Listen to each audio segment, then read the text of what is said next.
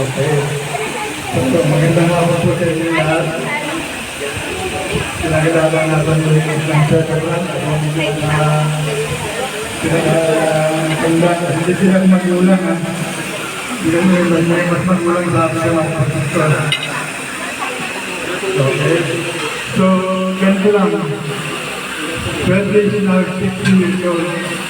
When he was young, ang alam ko natatandaan ko na hindi ko ba try ko niya rin ito bago ako tumayo. Kaya nung unang beses na nagkaroon kami ng family picture, yung tatay ko, nandun, kami yung kapatid. Ang lahat ng aking nagtataka, bakit wala si Freddy na sa plato? Ito po istorya ko. At ang ginawa nilang conclusion, kaya ako raw ang tatay ni Freddy.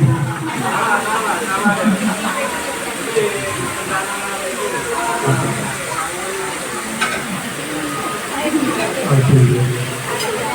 Ano ba?